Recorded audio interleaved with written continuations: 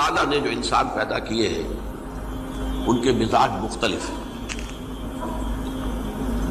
ان میں کچھ لوگ ہوتے ہیں جو قوی ہوتے ہیں ارادے کے، جو فیصلہ کر لیا ڈٹ گئے.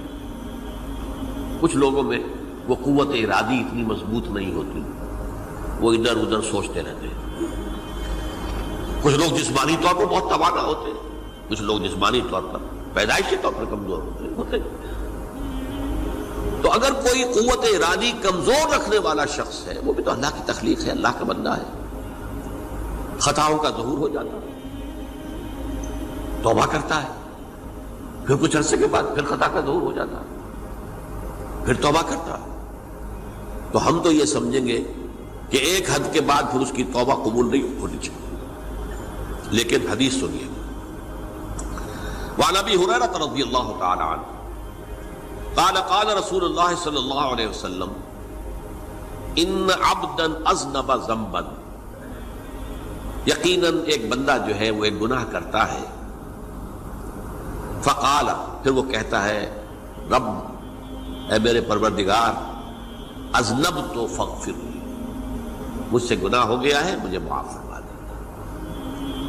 فقال ربہ، تو پروردگار یہ کہتا ہے اعلم عبدی ان لہ ربا یغفر الذنب ویأخذ بہ، میرا یہ بندہ یہ جانتا ہے کہ اس کا ایک رب ہے جو گناہ معاف بھی کر سکتا ہے اور سزا دے بھی سکتا ہے.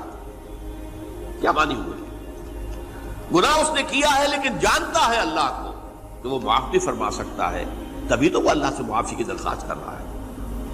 اس کے اس جاننے کی بنیاد پر، اس کے اس علم کی بنیاد پر، اس کے اس ایمان کی بنیاد پر فرمایا غفرت لعبدی، میں نے اپنے بندے کو معاف کر دیا. ثم مکث ما شاء اللہ، پھر وقت گزرا جتنا کہ اللہ نے چاہا.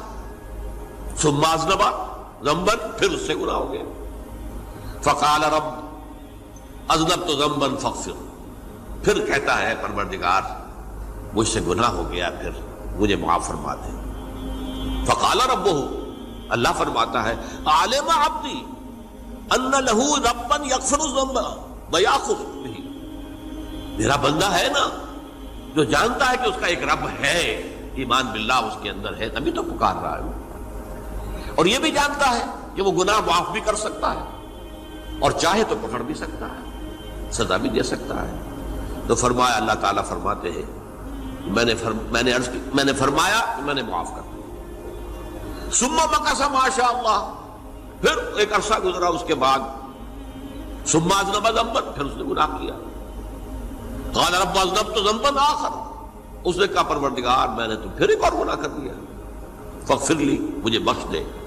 فقال اعلم عبدی ان لہ ربا یغفر الذنب ویأخذ بہ، میرا بندہ جانتا ہے نا کہ اس کا ایک رب ہے جسے وہ پکار رہا ہے، کیوں وہ جانتا ہے کہ اسے اختیار حاصل ہے کہ چاہے تو بخش دے اور چاہے تو پکڑ لے.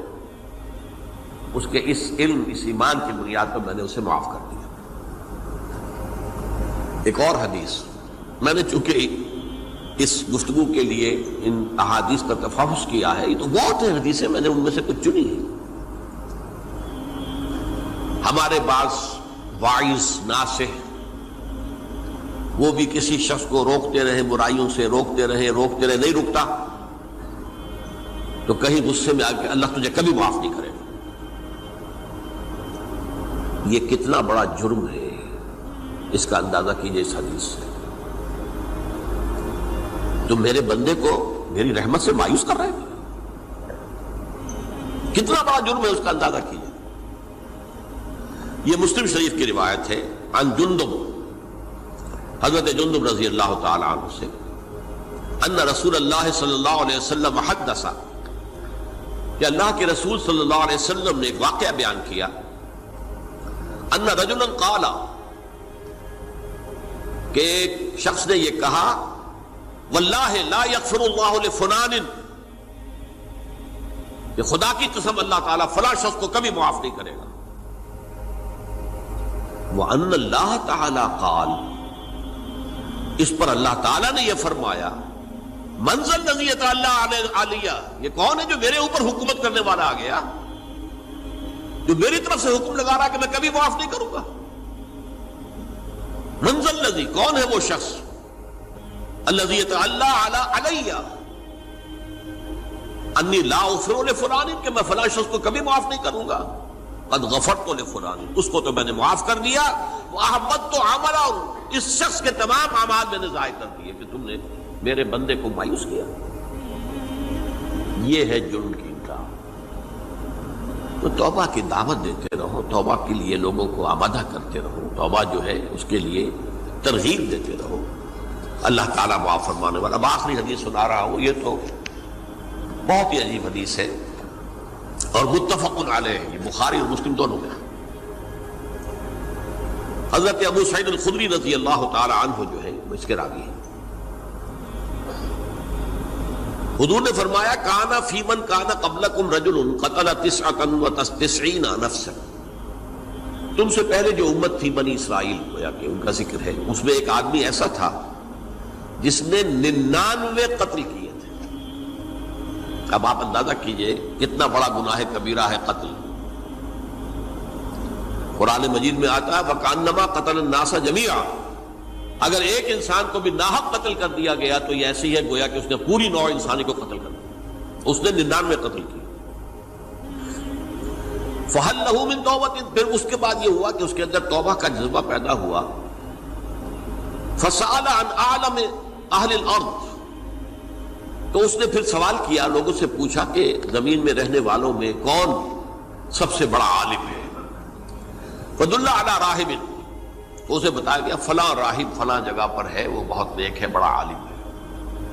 فَأَتَاهُ، وہ اس کے پاس آیا، فَقَالَ أَنَّهُ قَتَلَ 99 نَفْسًا فَهَلْ لَهُ مِن تَوْبَةٍ، انہوں نے کہا دیکھیے راہب صاحب، میں نے 99 انسان قتل کیے، اب مجھے یہ بتائیے کہ میرے لیے توبہ کا کوئی امکان ہے؟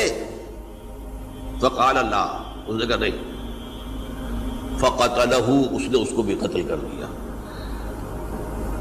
فَكَمَّلَ بِهِ 100، اپنی سینچری مکمل کر لی، مطلب 99 کے بعد ایک کی کسر تھی، اس کو بھی قتل کیا، 100 پورے کر لیا۔ ثُمَّ سَأَلَ عَنْ عَالِمِ أَهْلِ الْأَرْضِ، پھر اس نے پوچھا کوئی اور کوئی بڑے عالم انسان ہو۔ فَدُلَّ عَلَى رَجُلٍ عَالِمٍ، پھر اس کی رہنمائی کی گئی ایک بڑے عالم شخص کی طرف۔ فَقَالَ إِنَّهُ قَتَلَ 100 نَفْسٍ، تو اس نے وہاں جا کر کہا کہ میں 100 انسان ہلاک کر چکا ہوں، قتل کر چکا ہوں۔ فَهَلْ لَهُ مِن تَوْبَةٍ، میرے لیے توبہ کا کوئی امکان ہے؟ فَقَالَ نَعَمْ، کہا کیوں نہیں، 100 قتل کیے تب بھی کیا ہے، توبہ کا راستہ دروازہ کھلا ہوا، مَا لَمْ يُغَرْغِرْ، جب تک کہ وہ گھنگرو نہیں بج رہا اس وقت تک تمہارے توبہ کا دروازہ کھلا ہوا ہے۔ فرمایا نعم، وَمَن يَحُولُ بَيْنَهُ وَبَيْنَ التَّوْبَةِ، تمہاری توبہ کے درمیان اور تمہارے درمیان کون حائل ہو سکتا ہے، توبہ کا دروازہ کھلا ہے۔ لیکن ساتھ ہی کہا انطلق الی ارض کذا و کذا، اب تم ایسے کرو جہاں تم رہتے ہو وہاں نہ جاؤ واپس، وہاں کا ماحول اچھا نہیں ہے، معاشرہ اچھا نہیں ہے، ہو سکتا ہے کہ تم توبہ پر قائم نہ رہ سکو، تم فلاں جگہ چلے جاؤ، وہاں اچھے لوگ آباد ہیں، ان میں جا کر رہو۔ فإن بها أناسا يعبدون الله تعالی، وہاں ایسے لوگ آباد ہیں جو اللہ کی بندگی کرتے ہیں۔ فاعبد اللہ معہم، تو تم ان کے ساتھ مل کر اللہ کی بندگی اور پرستش کرو۔ ولا ترجع الی ارضک، اپنی زمین کی طرف اپنے وطن میں واپس مت جاؤ۔ فإنها ارض سوء، وہ بری جگہ ہے۔ فانطلقا، تو وہ چل پڑا، ہجرت کر رہا ہے، اس جگہ جا رہا ہے جہاں کا راہب نے بتایا تھا۔ حتی اذا نصف الطریق، جب آدھا راستہ اس نے پورا کر لیا، اتاہ الموت، موت آ گئی۔ فاختصمت فیہ ملائکۃ الرحمت و ملائکۃ العذاب، اب وہ جہنم کے فرشتے بھی آ گئے اس کی جان قبض کرنے کو، اور جنت کے بھی آ گئے۔ فقالت ملائکۃ الرحمہ، رحمت والے جو فرشتے ہیں جنت والے، انہوں نے کہا جا تائبا مقبلا بقلبہ للہ تعالی، یہ شخص توبہ کر کے اللہ تعالیٰ کی طرف ہجرت کر رہا تھا، اس لیے اس کی نیت کی بنیاد پر اب یہ جنتی ہے، لہذا اس کی روح ہم قبض کریں۔